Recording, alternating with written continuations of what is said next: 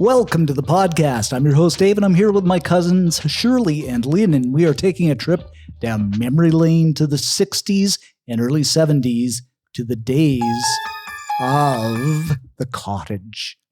So anyway, as we discussed before, my memories of the Cottage always begin with the trip up there. The trip up there and the anticipation of the Cottage was always the big thing for me. And often I would go up with my mom and my dad, and we talked earlier that it seemed to take forever to get up there. I remember telling people, it was 6-8 hours to get to the Cottage. It was never that long. But it was 3. No, It was more than 3 back then. Well, only because we stopped for ice cream in Lakefield, but I think it was not more than a 3-hour drive. Well, depending on the traffic, and don't forget, we lived right in Scarborough, so it was longer. The cars didn't go as fast. The speed limit was 50. Actually, no, the speed limit was higher. It was 60 back then. Yeah, that's right. Yeah. But it was a good long drive for sure. Just to go back to what Dave said about the trip up there. And it's the one thing that sticks out in my mind. I remember going up there to the Cottage with him and his mom and his dad, and we were in the back of the car. And you cannot do this now in a car. Aunt Norma wanted to open a beer, which you cannot do now in a car. Oh, yeah. That was a 12-pack on the way up there. Yeah. And they were all those little stubby bottles, and they weren't twist tops. I still can clearly see this in my mind. Uncle Dave, and that's Dave's dad, had a bottle opener on his keychain. And we're driving along, and he pulls the keys out of the car ignition to open the beer bottle. Open the beer bottle and then puts them back. And I'm like, just a kid, 6, 7. And I'm like, what the hell? But the keys came out, the beer bottle opened, he put it between his legs, and off we went. Yeah, but it just became an every time event then. I didn't think anything of it. It's just something they did. That was part of driving. Oh, the drinking part wasn't. Snapping a cap, yeah. And then that wasn't it. Beer. It was the keys coming out of the ignition that blew me away. The drinking was normal. Oh, yeah, but he had the whole thing wired so he could do that. Well, I remember, and the title of the podcast is like 3 different perspectives, or how 3 people that all spent our summers at the Cottage remember it. And one of my favorite things was the last day of school every year, the car would be waiting across the road. We'd get off early, noon, 1, whatever.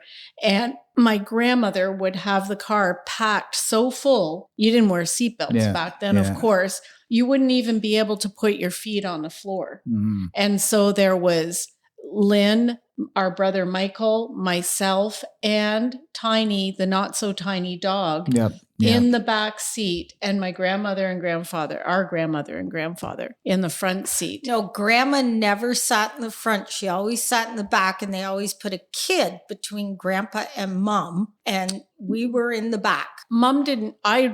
See, here's all the different perspectives, because I don't remember Mom coming up typically on that first weekend with us. Yep, she took those first 2 weeks off, and she came with us and went back, and Grandpa took the whole month off in July, and he would stay there, and then they would just toss all us kids at Grandma and say, hey, you got 4 to 6 kids at any one time. Yeah, but you 2, or you 3 actually, were the preparatory group, because I never came until after. Yeah. Mm-hmm. I was a late bloomer. Yeah. And Craig and Tim lived up there. They lived up there, so they were just the pauper inners type of thing. Mm-hmm. And the Cottage. But Dave, you're right. Getting there, if we all look back on all the different ways we got to the Cottage, like Shirley was saying, we came as a family in one car sometimes, and sometimes we came with Aunt Jen. Yeah, that was the ultimate, coming with Aunt Jen. I remember Dave and I going with Aunt Jen a couple of times, and we don't need to reveal that story.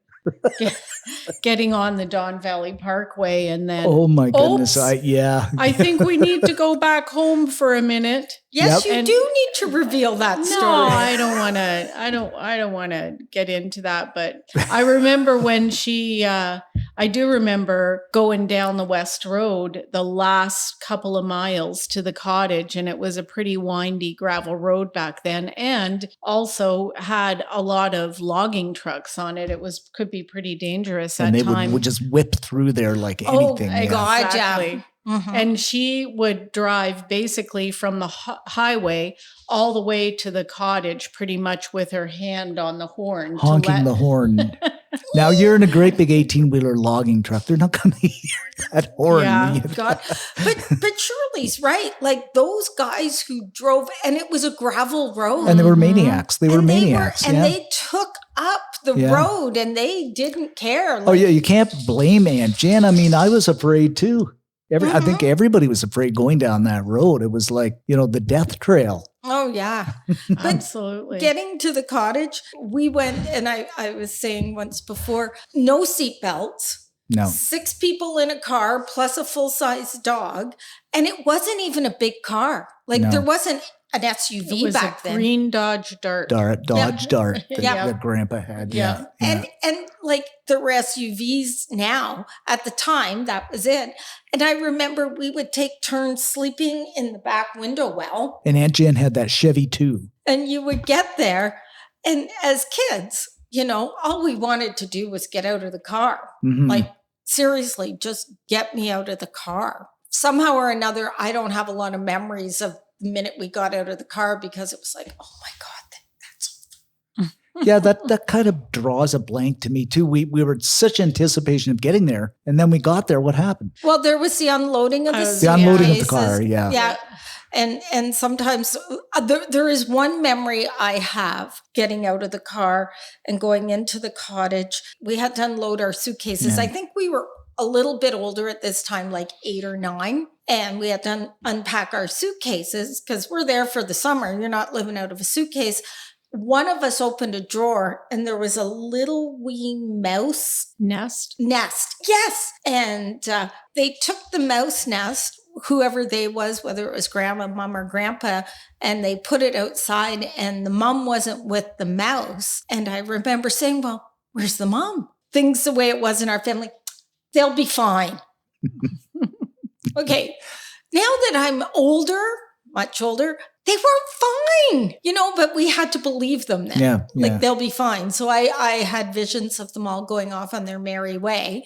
They knew that the mom was going to come back and have an even better nest in your clothes. Yeah. And I get that. But, as a kid, you don't think of that. You think of, where's their mummy? What's going to happen to them? Needless to say, I think they all got eaten by snakes, but But is that the time when we got there that we kind of divided up? The adults did the adult stuff, and then we went off and did the kid stuff. Ask God for whatever the kid stuff was. Run around like crazy, like go maniacs. down to the lake. Yeah. That's the first thing, was rushing down to the lake. Yeah, I think you're right, Shirley. Go down to the lake. Down to the lake on the dock. Mm-hmm. And, it was in June, so they were some of the longest days of the year. So we would still have a good part of the day left over. One of my favorite memories is there was always a bonfire every single night. It had to be raining out pretty good for there not to be a bonfire. That whether it was David or his dad or aunts or uncles, it was all family around this lake, right? I mean, 3/4 of the lake was originally owned by our Uncle Tom, and we can get into Uncle Tom's cabin later. So most of the cottages around the lake were family. So once everybody showed up for the summer, it was just endless bonfires and people sitting around playing their musical instruments, Blue Eyes Crying in the Rain. Yeah, and it was like a city in itself, because on the one side you had Grandma and Grandpa's cottage, and then you had Uncle Tom's cabin and that wedge of woods in the middle. Yes. Remember the wedge of woods and that you we never built things in the those wedge of woods. Trees. Oh, but it's just like everything. When you're a kid, everything was huge. It was big. Exactly. Like the property that the cottage was built on was, looking at it now, it's probably a half acre, 3/4 of an acre from the road down to the lake where the cottage is. It's not wide. And Uncle Tom's cabin was kind of like diagonally to one side of it. And that property was probably not even half an acre, or I don't know, maybe some of it was bush. But there, when you're saying like the little area in between the cottage and Uncle Tom's cabin, as a kid, to me, that was a forest. And we that was had forever. trails all through there. And know, we tried to build a tree house and stuff. And when I went back there last summer, I'm looking at this piece, the piece in between that was our big, huge forest where we would go and hide out. Yeah. And it's nothing like it's, I don't know, a few hundred, maybe a quarter of an acre big, maybe not even that. And the funny part is, but it was so big but you could see through it. It wasn't even like it was a dense forest. We could see from the cottage over at Uncle Tom's. So if we wanted to really hide in there, we'd be found. No, you couldn't hide in there, but we thought it was huge. Yeah. Mm-hmm. And I said to Lynn, I showed her a picture. I couldn't recall the video back up, but I went there a year ago and I thought, how did this thing shrink? Because I remember this huge garden between Grandma's cottage and the road, and it seemed to be this great big garden. And then now it's this little space and trees have overgrown it. And nothing was the same. You went back there. Was that last year? Last summer, yeah. And Shirley took pictures, and her pictures, like, good for Shirley. She actually went right down to the water line. Oh, really? Yep. Yeah. And tell them, like.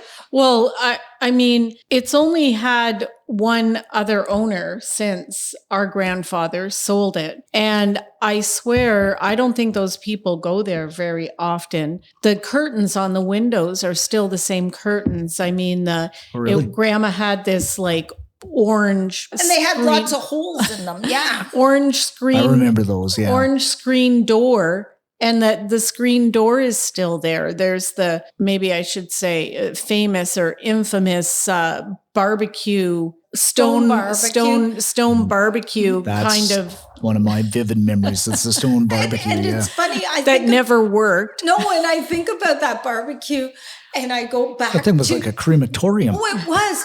And I go back to the people who thought they knew but didn't know anything, but they were willing to take it on. Yeah.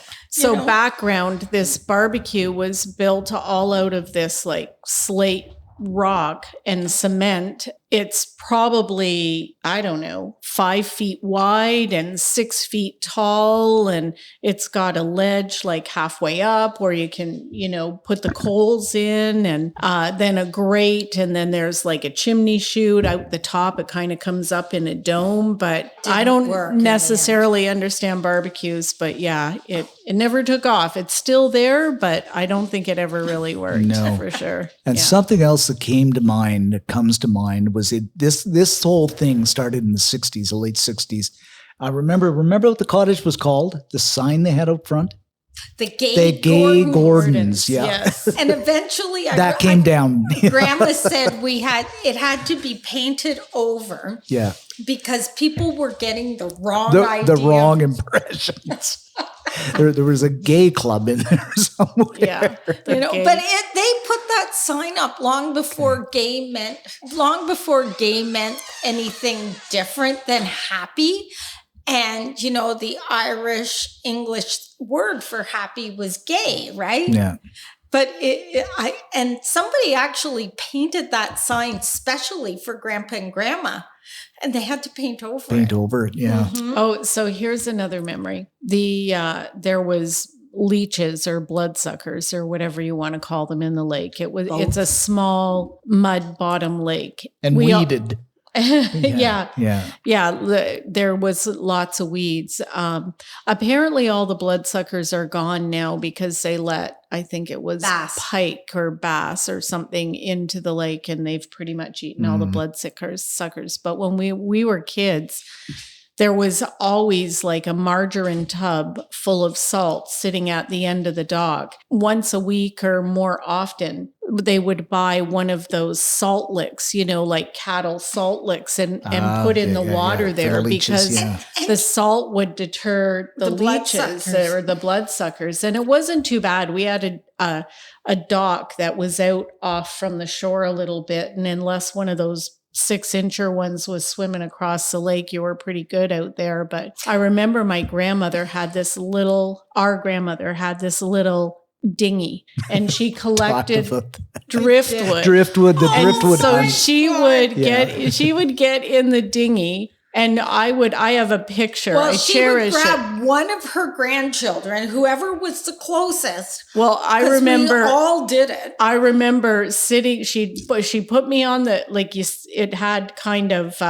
It wasn't very big. It was probably 6 inches long or 6 feet long, and I don't know, 3 feet wide. Yeah. It was pretty wide. So she would row, and there was a covered part at the front that you could sit on, and then she'd say, Shirley, get that one. And I'd try and bend over and reach, and she'd go, oh, just get in the water and get it. Just get in the water and get it. And inevitably, at some point, I would get out of the water and I'd have a big honking bloodsucker on one of my toes. And of course, I'd squeal a little bit, and she'd just pass me the margarine tub full of salt and say, just put salt on it and it'll get off your foot. And I remember as a kid thinking then why don't you get in the water and get And David and I were talking about that. And I remember grandma, you're 8, 9 years old, and she'd put you in the dinghy, but I had to row. Yeah. And I would row to one end of the lake, and she'd go 2 inches over that way. You're 8. I don't know how to get 2 inches. Figure it out. Just closer. But she never got out of the boat. But it was like I rowed her there. I rowed her back. It was, she just grab a grandchild. Like, that's what they're for. Yeah. And this one summer, we tried a few different pool options, very creative pool options. But this one summer, because we had the bloodsuckers in the lake, they dug out this square. It was probably about, 10 feet by 10 feet. And they lined it with plastic, like just the plastic that the plastic that you use to put on the insulation. Plastic. No, it was clear plastic that you put on the insulation in your house. Vapor barrier stuff. Yeah. So they lined it with a few layers of that and put some rocks around it and filled it up with water, and a bucket by bucket. We'd carry bucket by bucket and fill it up in there. And then at the end of the day, the people that ended up in this pool was our grandmother and our Aunt Jen in their bras and panties. Exactly. They were having a bath, people. Oh my God. It was built for the kids, but but then there was the year that they bought a pool and set it up. Year too, And actually, that was a really good year. It was a good year. Yeah. They bought this pool that was like 10 feet wide. It was round. It was 2.5 feet deep. And again, we loaded it with water. But I remember as kids, we spent more time in that pool. Mm-hmm. Now, you have to remember, like it wasn't water that stood still because we were always in there, but there was no chlorine in it. No. It was just lake water. Every once in a while, we'd all carry buckets up and toss in, but we had a fabulous time in that. Mm-hmm. I remember that. And do you guys, and I'm sure you do, remember the time, or not the time, there were many times that we went over to the gravel pit that was a few driveways over, and we built a stone, it wasn't even a stone house, it was just stones that outlined a house. Yeah. There was David and Shirley and me and Michael. I think we were like the foursome, and we built that. And years later, we all went back, and it was still there. Well, actually, you know who built that with us was Uncle Harold's kids.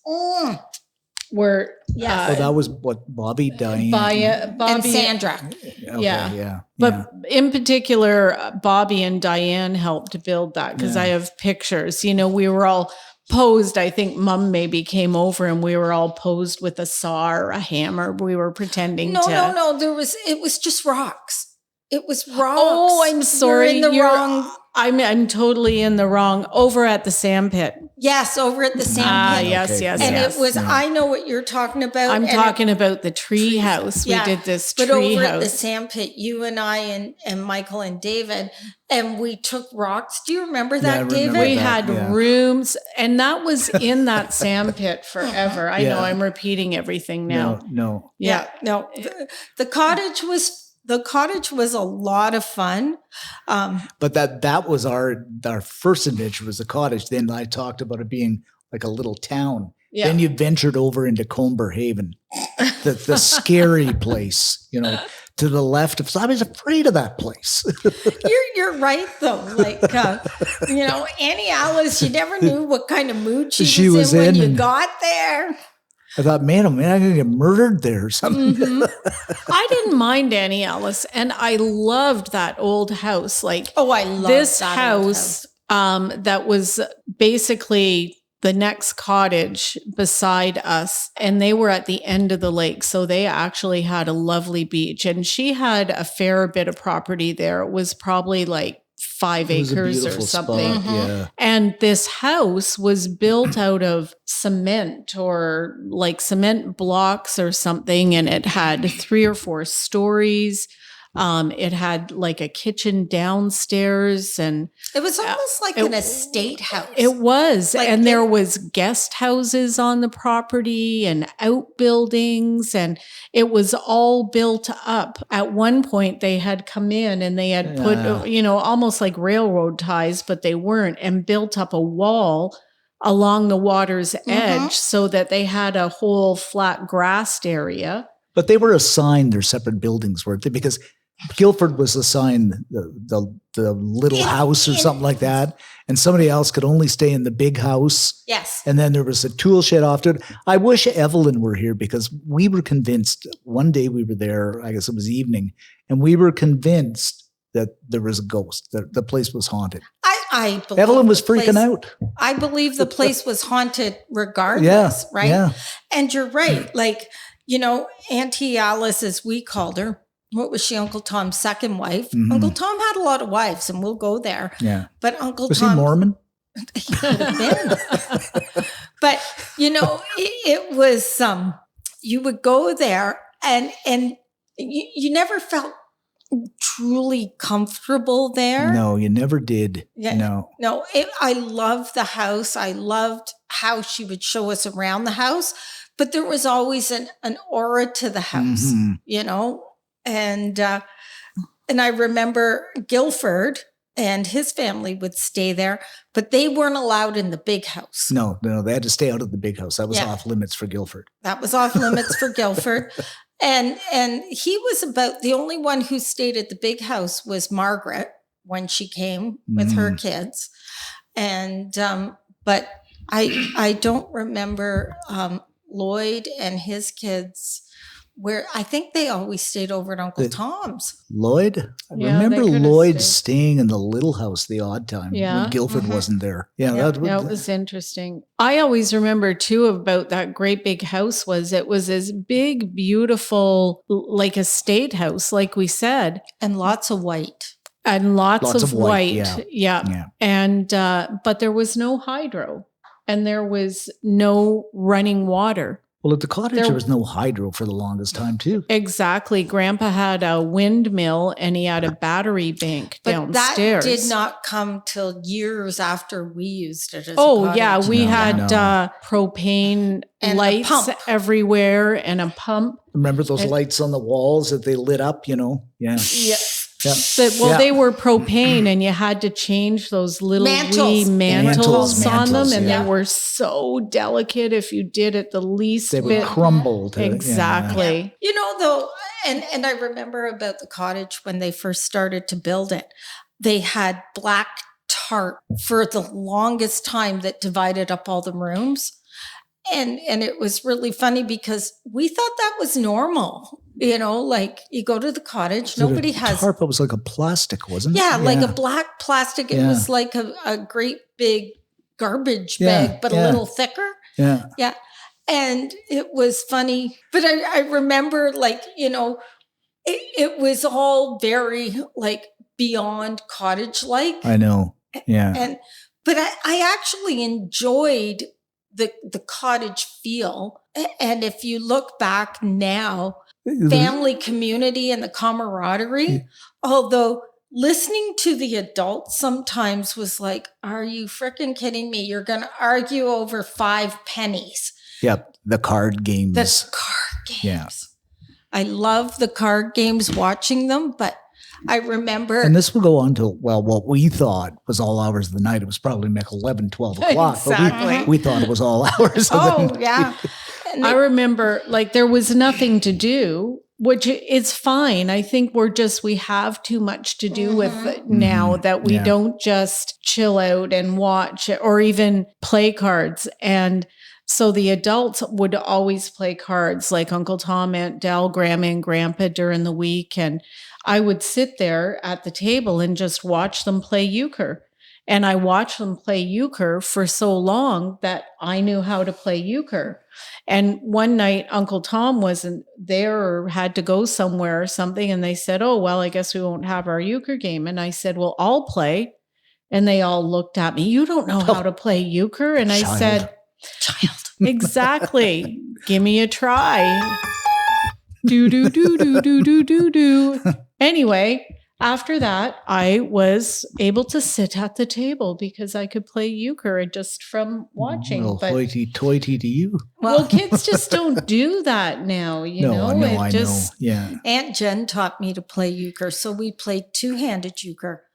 And it was just, like, I look back now and it was so funny. She cheated ridiculously so. Like, you're teaching one person, and she said, so this is what a lone hand looks like, you know? And I said, okay, all right. So she dealt me a card, and I said, oh, I'll go alone. You can't go alone. It's two-handed euchre. You can't do that. And yet 3 hands later, she said, I'll go alone, and like I've got a lone hand or whatever. I said, but you can't do that. Yes, I can. So she could do it, but I could not, you know. But in the end, I love playing euchre, and I never loved two-handed euchre after that, but four-handed and six-handed. But my kids won't play cards. I mean, and their dad loves to play cards. I love to play cards. I could hold them down and threaten them, and neither of them will play cards. Really? Yep. Yeah, it would be interesting to look back today and have a spy cam on the wall and see how many of them really cheated and how they cheated. Yeah. Yeah, I could just picture Uncle Tom looking over Aunt Dell's shoulders when she's not looking at her cards. Oh, God.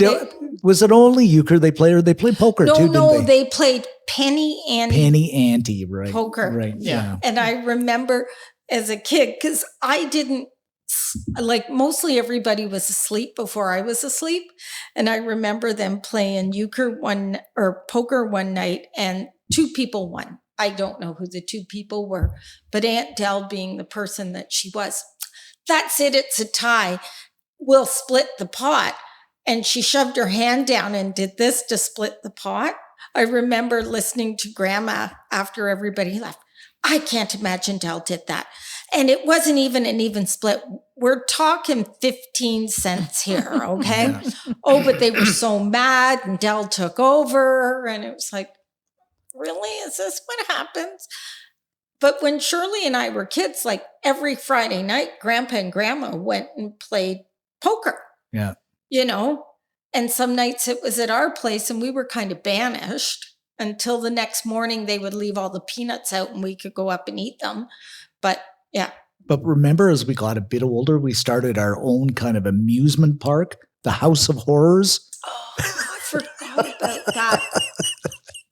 Mm-hmm. In the basement, around the furnace.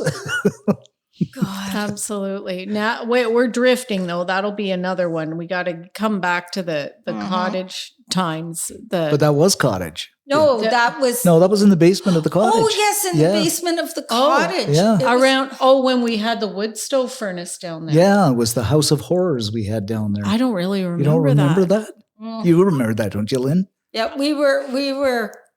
Yeah, we did some really weird things back then. Yeah. Do you remember, like, you think about it now, would we actually let our kids or our grandkids, but you remember they would let us all go sleep down by the lake in some very sketchy tent, and we would all sleep down there. And I mean, once, like, the cottage was way up there and the water was way down there, they never had a clue what we were doing. No. Like, it was like, yeah, send all 5 or 4 or however many children we got and send them down to the lake. And they can sleep there all night. Yeah. You know, and there was no cell phone, no video cams, nothing. It was like, they just tossed us out. Go sleep. I love that. I love that, though, is the supervision was, you know, you could say it was inadequate. I'd say inadequate. But I didn't think it was inadequate. I loved it. Nobody drowned. Nobody died. We didn't die. No. We knew what our boundaries were, and we wandered around on the property, and we knew where the adults were. I loved it. As a kid, I absolutely loved it. Did not know our boundaries, and David and I did not wander on the property. No, sometimes we wandered off the... Dave and I would walk into town without telling people. We would walk to other cottages. And I said to David the other day, I said, you know, we would be gone for 2 or 3 hours and they would not notice that we were gone, you know? And it was like, you know, as a parent and, you know, different times, whatever, after like 45 minutes, or even a half an hour, I'm wondering where my kids are. David and I were gone one day for 3 hours. And when we got back, Mom and Grandma said, I wonder where they were. You know, like, okay, people, you need to pay more attention to your children. David and I had actually walked for 5 or 6 miles and hitchhiked at 8 or 9 years old. To Elf and Peggy's way up on, what was the name of that lake? I can't remember where Elf and Peggy were. Yeah. Yeah. Were they on Cheney Lake or? Might have been Cheney. I can't remember now. But yeah, we walked up there. Like we talked about last night, it was a hot summer day and it was a long trip. And I don't know why we walked there. We thought they might be there. Yeah, that's a really good reason. We were kids. But that kind of extends the boundaries of what we talked about this community to when things were really rocking and people were at Uncle Tom's cabin. And then things really started to happen because we would have Harold and Ione and Bobby and Diane over there or somebody else, right? And then everybody else would be at Grandma's. And then the group over at Comber Haven. There was I love that name. Yeah. No, it was... You know, and I look back, one of the things I loved, and it's funny now because there are things that I loved and I would not have allowed my children to do, but I'm not a great swimmer. Shirley is a good swimmer. David's worse than I am, and I'm not good. Yeah, I wore a life jacket half the time, or all the time. Yeah. But my dog paddle. I would go out. Yeah. Like I would go out in the motorboat. We had that 9.9 motor, and I would go out and I'd go on the lake and I'd zip and I'd do circles and no life jacket. And I would take the gas can that was attached and I'd move it to the front for some weight. And I would go out there and I would just spin in circles and circles and circles. When we really felt like adults, when we were out on the boat, that was one of the highlights, the boat. And remember where we used to go for paradise? The sandy beach. Yeah. I love the sandy beach. And it wasn't much bigger than this table, actually. It was a 6-foot pice of sand. That's what I said. It was sand, and the bloodsuckers didn't go horrible. To the sand. It was right so by the much. swamp. Oh God, yes. No, we did. And it was, I remember, this is one of the first things I remember about being the worry person that I am. Shirley wanted to swim across the lake. And Mom said, yep, you swim, I'll row next to you. Great strategy. I'm like, no, you can't let her do that, Mom. Like Shirley might have. Yeah. Oh, yeah. No, it was just me and Mom and Shirley. Yeah, but I heard about it somehow. I don't know. And Shirley did a great job swimming across the lake, but I was panicking. I might lose my sister. My mom was an excellent swimmer. And she allowed Shirley to test her boundaries. And I'm like, no, my sister will die. Well, somebody imitated you Was it shortly after and swim across Lake Ontario? Oh, yeah. Yeah. Shirley swam Cannon's Lake. Yeah, Shirley swam the whole 50 feet of Cannon's Exactly. And they had big bloodsuckers and they're called eels all over them. Lampreys. Lamprey, Yes. lamprey eels. Yeah. No, but it was interesting. I would have allowed my daughter Tori to do that. Hannah swims like me. I'd never allow Hannah to do that because she just looks like she's drowning when she's swimming.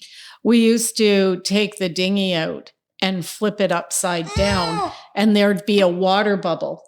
Air bubble. An air bubble in the top of it. And we would play there for hours, swim up underneath the and grab some air under there and talk for a minute and swim back out again. But the adults never paid attention.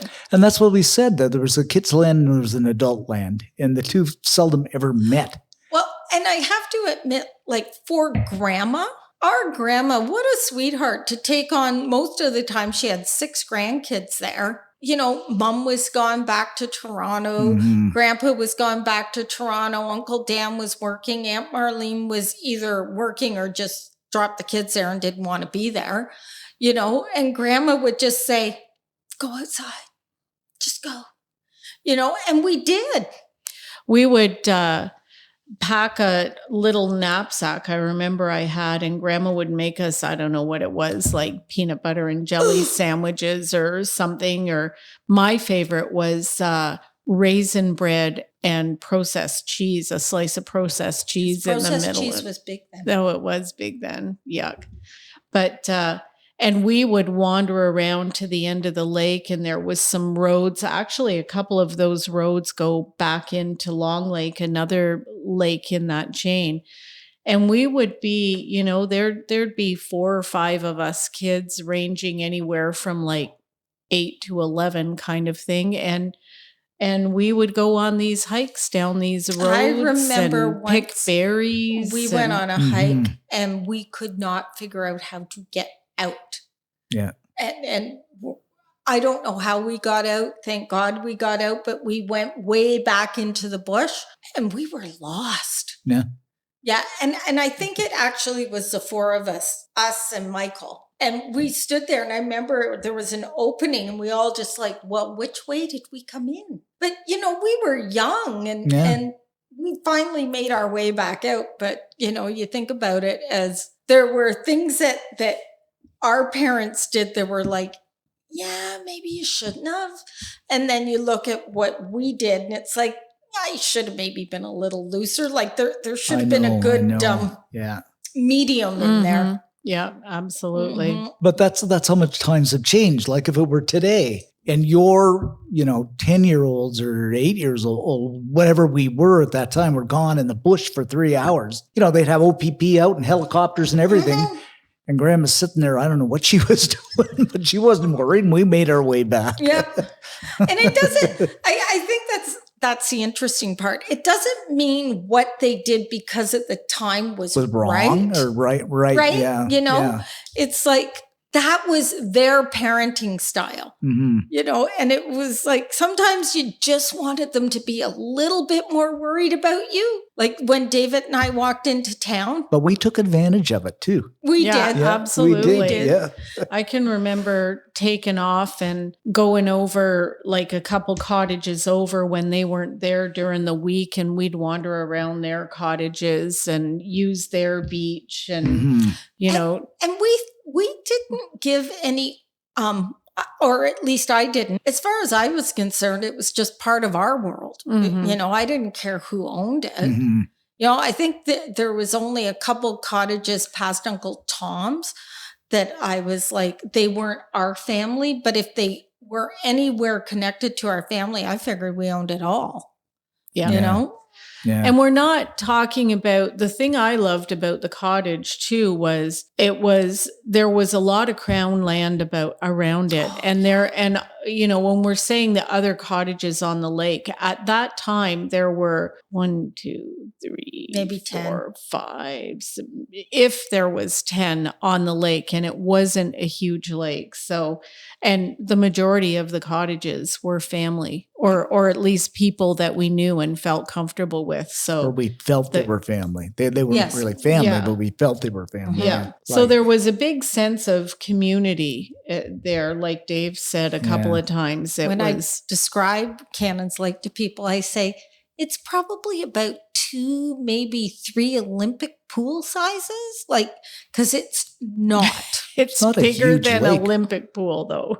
No, 2 or 3. Yeah, it's bigger than 2 or 3 Olympic I don't pools. know. Go to an Olympic pool, throw them all together. Because you, not me, could actually swim, going from our part to the sandy across beach. was not that wide. Yeah, but it's bigger than an Olympic pool. I don't Bigger know. than 1, but not bigger than 3. I don't know. For a guy dog paddling in a life jacket, it was a long. Well, it was definitely longer than it was wide, but in total, it's probably 4 about Olympic- 40 acres. Yeah. Yeah. So speaking of David, though, about accepting people's things, David, we all knew he couldn't swim. And I could be wrong. I don't think we ever pressured you. We just made sure David had a life jacket on. I remember a couple of times somebody mentioning something about the life jacket, and I can't remember who it was. I can't remember, but somebody, what is he always got that life jacket on for? But he you can't also swim? would Yeah. I remember a few times you'd dog paddle around and Without the life jacket, Without the yeah. life jacket. But Absolutely. David always dog paddled around where he knew he was safe. Mm-hmm. But Yeah. and to his credit, where he wasn't safe, he had a life jacket on. Yeah. And I was telling David, my friend Debbie, she had, whatever reason, some type of not comfortable experience swimming. And Debbie is the same as David. She has no desire to learn to swim. She took swimming lessons for a day when I knew her. And she said, too stressful, not doing it. And I said, then don't do it. Right? But it's that same thing. If you're going to if you sink in the middle of the Atlantic Ocean, you could be the best swimmer in the world. You're not making it to shore. Yep. So No. die sooner, die later. Yeah. Yeah. Mm-hmm. It's water, and once you're in that and your lungs are full of it, you're done. So, Yep. yeah. But we still can't get away from talking about Uncle Tom's cabin. No. Well, Dave, describe the cabin a little bit before we talk about it, just how rustic it was. And, it was a literally a log cabin. I'll explain my memory of the cabin, and you can explain yours after that. But I remember, and there were times when we didn't stay at the cottage. I went up with my mom and dad, and we stayed at Uncle Tom's cabin. And it sounds like something out of a book, Uncle Tom's Cabin. But it's literally, it was Uncle Tom's cabin. Mm-hmm. Our Uncle Tom owned the cabin. Yeah, exactly. It didn't have any significance that way, but you pulled up and you parked the car because you could not drive down. There was this, what I remember is a huge hill going down to the cabin. So you had to walk down this path to the cabin. And remember driving in, and the only thing you could see was kind of the roof of the cabin as you drove into the parking lot, and a little window peeking out. From where the loft where the was. top loft Yeah. was. And so you'd walk down there and you'd walk in the door. There was a back door and there was a side door. And the side door led into the most rustic kitchen I've ever seen. It had nothing but a picnic table. It had an old Finley wood stove, which is just an antique stove. And these they weren't beautiful windows, but they were really scenic windows overlooking the lake. Screened in windows. And then you looked at the back, and there was a division between the kitchen and the main cabin, and there were windows in there. Yeah. You walked through the door, and there was really nothing but a big room with some couches and a bed. And then there was another room off to that. And it wasn't until later on that Uncle Tom built the loft. And that loft was the place to be. Oh, boy. The place to sleep. As kids, that was just like... Yeah, but I have no idea when the cabin was built. I know it was solid log. and there was cement kind of parging in between it to keep the draft out. Yeah. And just an incredible thing. It was like when you stayed in Uncle Tom's cabin, it was going like back 100 years or 50 years. That's the way I felt. What was Again, yeah, exactly. Yeah. Again, there was no hydro. There was just like, there was a couple of those propane lamps that had the mantle in the back part, but for the most part, it was actually like oil lamps that we used there with the wick and there was no kerosene. There was only an outhouse and there was a pump that you could pump water, but I mean, there was like no running water or anything like that. When you say cabin, it was a rustic cabin. It was about as rustic as he can get. Absolutely. And even the dock was cryptic. Well, for a long time, it was just a bunch of rocks going out there that they kept throwing rocks and in then the middle. Uncle Tom got into his engineering skills and put a dock out there. And, we said earlier that I wish we had been more resourceful and actually bought that and just kept it the way it was, just restored it to its original state. I remember spending a lot of time at the back of the cabin because there were all these old fascinating bottles from 40 years ago. I still have those bottles. You still have those bottles? They are, you walk through my house later, they actually are displayed in my house. Are they? And they were at the time, they were 30, 40 years old, it seemed to me anyway. Oh yeah, I still have them. I have some put away. My girls love them. We look at them. Some of them are like old medicine bottles. I still have them. And if you walk through my house, they are displayed in my house. Really? Mm-hmm. Wow. And there was an oil tank back there. I don't know what the oil tank was for. Well, we don't want to know what the oil tank was for. There could have been a body in it. I don't know. I remember. Oh, no. You know what I think the oil tank was for? Somebody at one time was making moonshine. It might have been. It might have been. I don't know.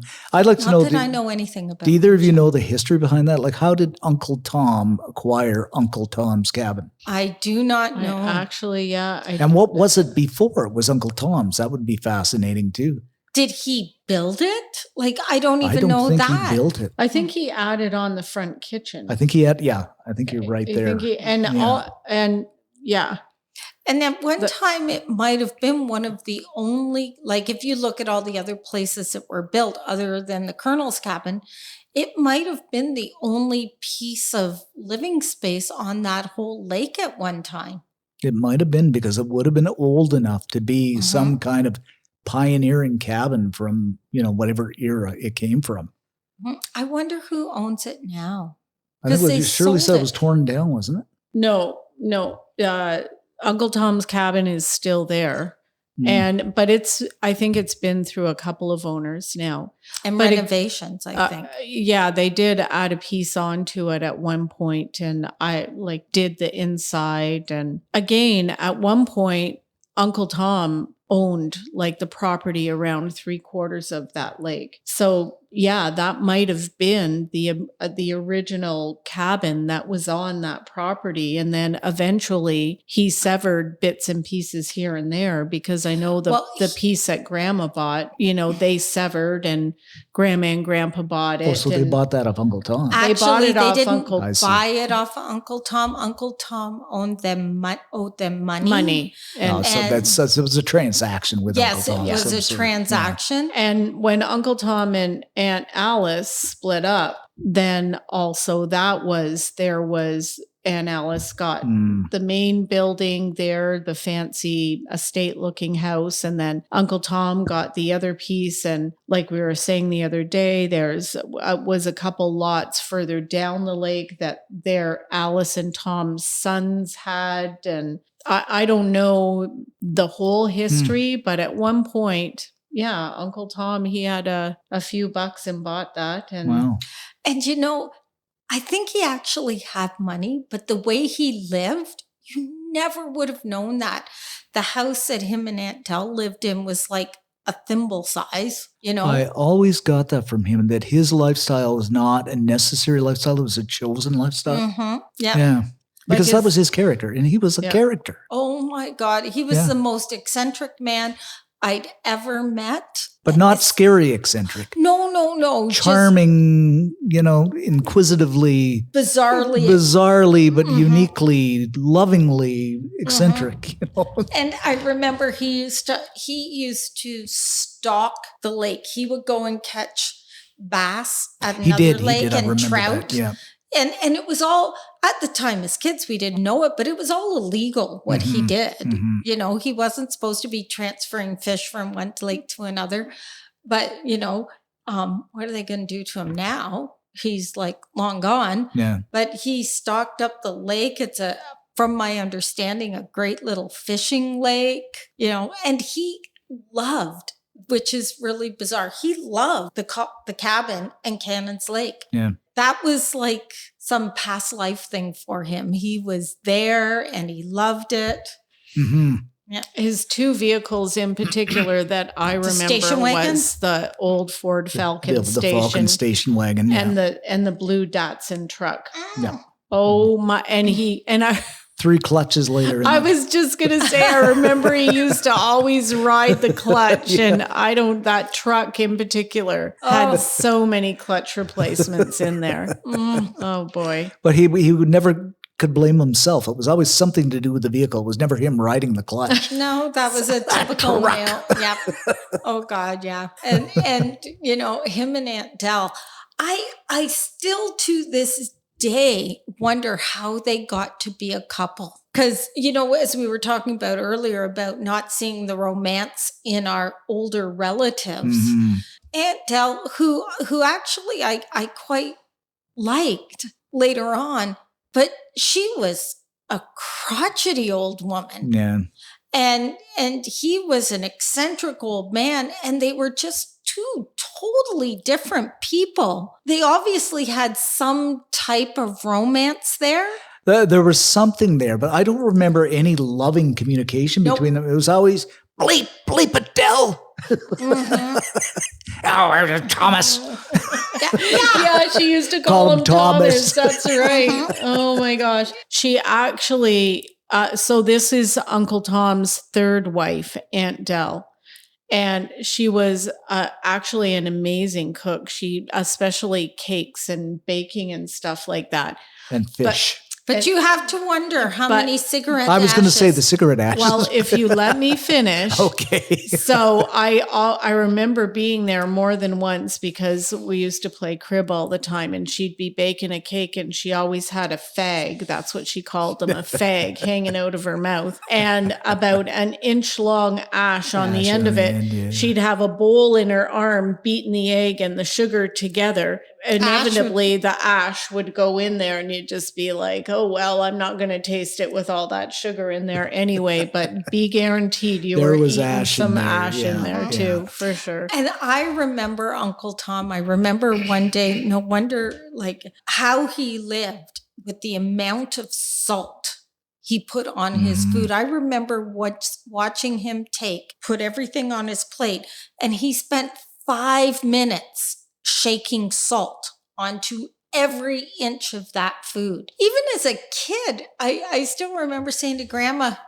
and things about your life you don't know like being a nurse. Is that not a lot of salt to put on there? Oh, it's fine for him. Because everything back then was, it's fine for them, right? But I remember questioning Grandma about how much salt that man put on his food.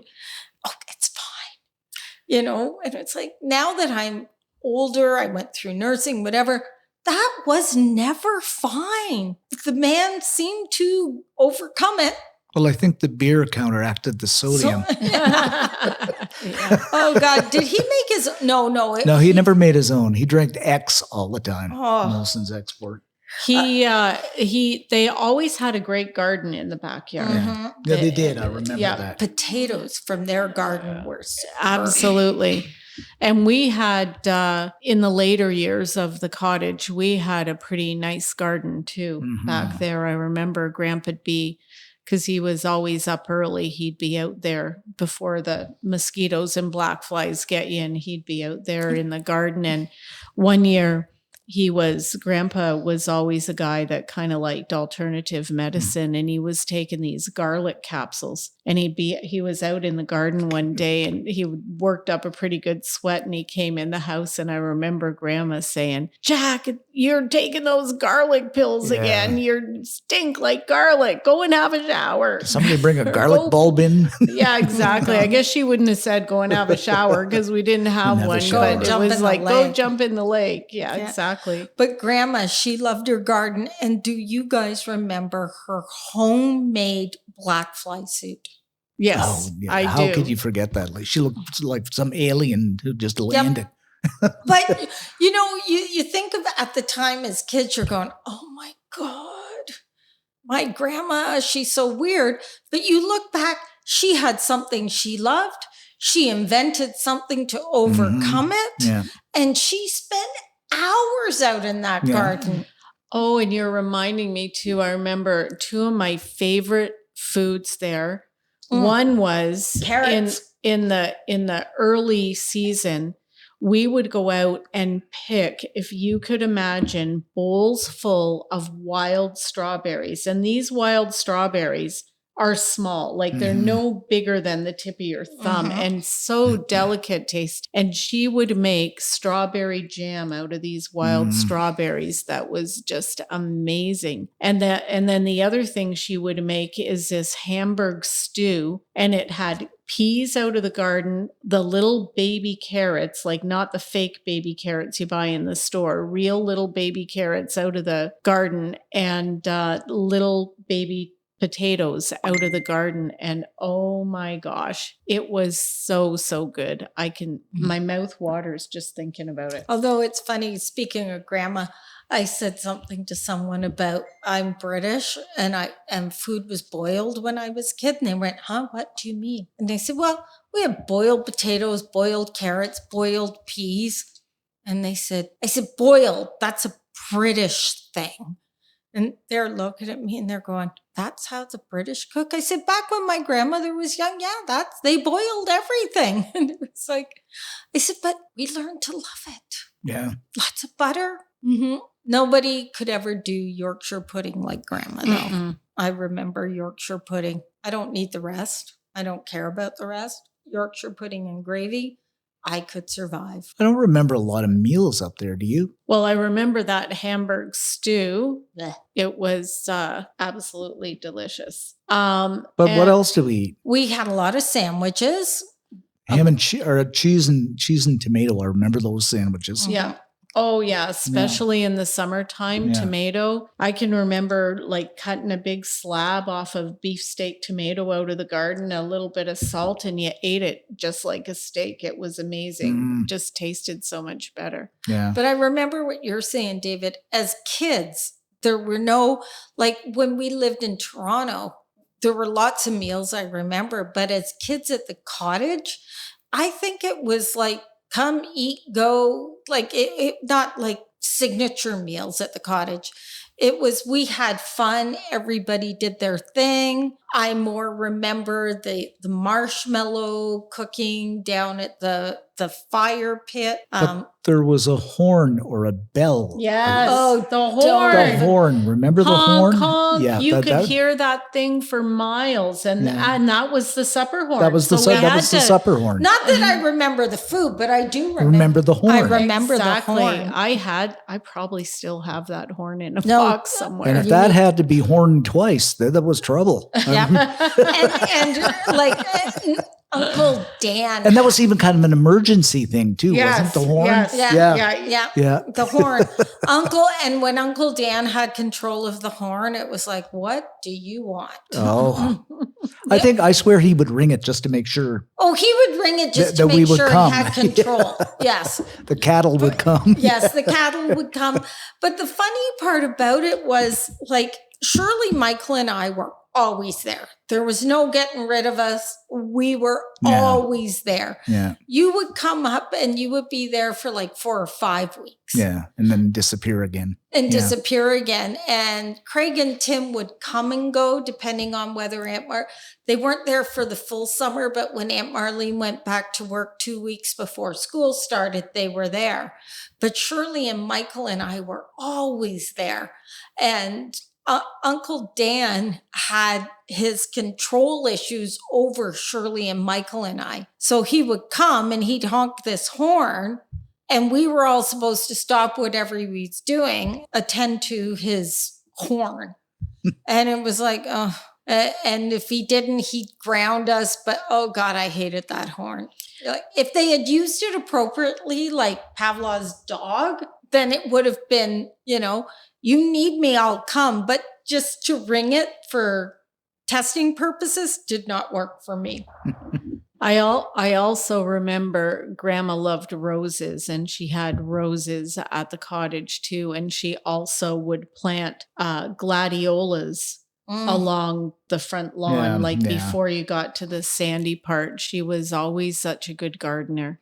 I remember Grandma saying, though, I've done everything here, and the roses won't grow the same as they do in Toronto. Yeah, I remember something about a rose problem too. Yes. Yeah.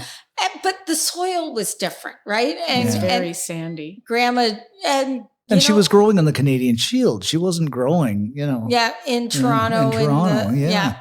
But she tried because she loved her roses. Yeah. Mm-hmm. You're north of 7, baby. Yeah.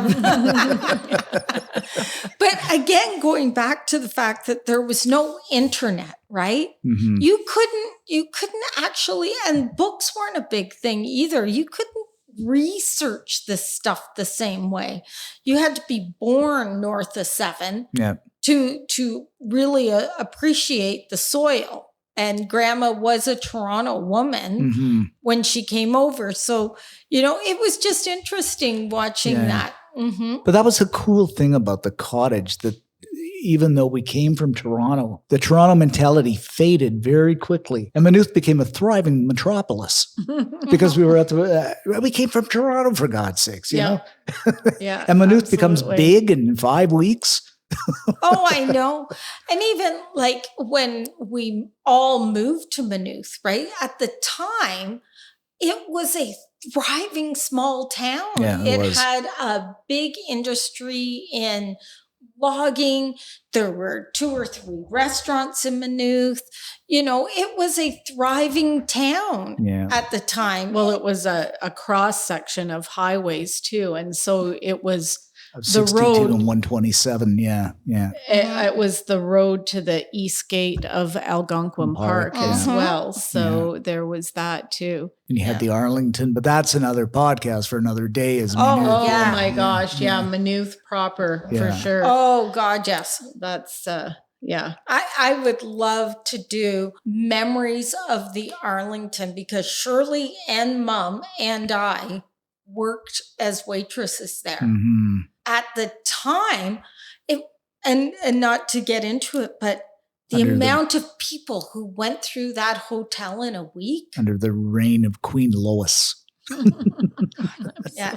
But that is definitely a fun podcast for another day. But we're going to have to do another podcast on this to get Cousin Mike in here. Make him sound like Cousin Eddie off Christmas Vacation. But yeah, exactly.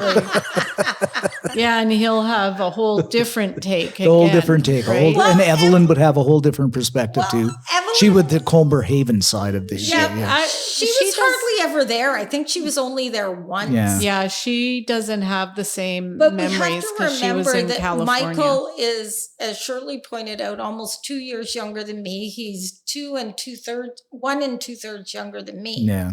So he's almost 3 years younger than you guys. So he has a whole different perspective on it, right? Because he was younger. And we all got into trouble. Yeah. All 4 of us got into different troubles at different times. And maybe trouble's not the right word, but we all had moments. Yeah, moments is a good way of putting it. Moments is the best word. Yeah. Like, as a foursome, we did a lot of really fun and out of the pocket things.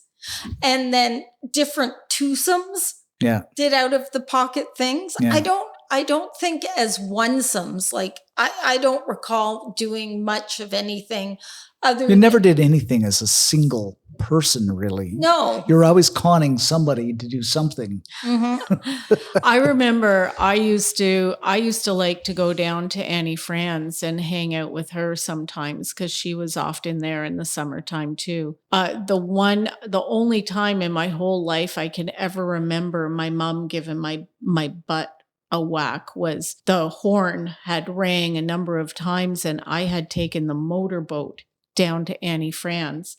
And like she was far enough down the lake that I didn't hear the horn honking. Oh yeah, you wouldn't hear it down there. And when I had given them, I guess, a good scare because I was out in the boat and I didn't come back. So when I came back, poor mom, I think it hurt her more than it did me. But I can remember she was like over my lap. She was sitting on the ledge there beside the famous barbecue and whacked me a couple of times and said, we were so scared. That was a classic not worrying until you had to worry. You know what I mean? Like you were gone for a long time. Our kids now, they could be gone for a while, but where are you going? What are you doing? And they would report back to us. But it was just a very different parenting time then, right? I don't want to know what you're doing until I need to know what you're doing. Yeah. Very different. Yeah. It's one of the most, I guess, memorable experiences of my lifetimes at the cottage. It's funny, the memories that just pop out at you. Some things you just forget and other memories pop out at you, but that has to be, I guess, for lack of a better word, the most poppable memories. Yeah, it was special. It was special for me. It's my absolute best childhood memories. Like I said before, everybody sitting around the fire, usually singing songs. And as kids, we'd be sitting around the fire, roasting marshmallows. Sometimes we'd be in our jams already. And then we'd run off and we'd play hide and seek in the dark. And then we'd come back again. And I just always felt safe and free there because it was so different than being in Toronto, and we all have different eyes on it for sure. But those were my wonderful memories as a kid. I have good memories as a kid at the cottage for sure. We did a lot of fun stuff. I never, different perspective, they never really cared what we thought. We got pulled out of school half a day before school ended, and we did not come back until the Sunday. We never had any options to deal with our friends from school. Like you may have, but Shirley and Michael and I, we were like, as a person who can look back on that, we didn't have any Toronto friend options. Yeah. Like it was like, you're gone, you're not coming back, you get no choice. The cottage was not an awful place to be, but the lack of options on our individuality was, because we would get yanked out. And just to be clear, for the record, I never felt like I was yanked out and I never felt like I had options taken away from me. My perspective, like I said, we're all in the same place, but we have different perspectives or different remembrances of what it was like.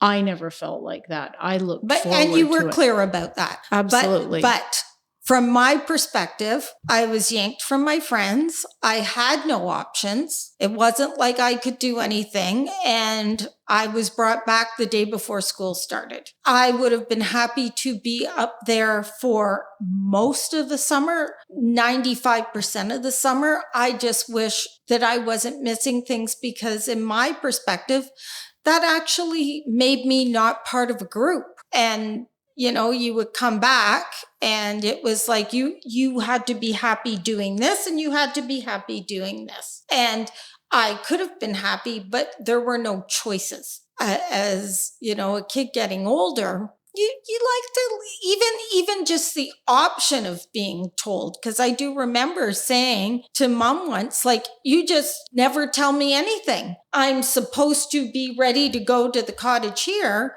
Like, nobody tells me anything, but they actually told you. And I do remember that. Oh, so you want me to tell you what our plans are, was my mom's response. I said, yeah, I'd like to know. Mm-hmm.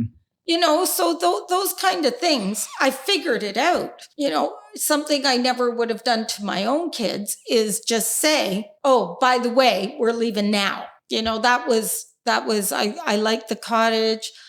There were peaceful times there. There were good times there. But the options of whether I wanted to go or not were not in my control, no matter how old I was. And that was the only part. I would have liked a little bit of time on either end of my summer just to get used to my friends again. But we were just like, yay, you're going, done.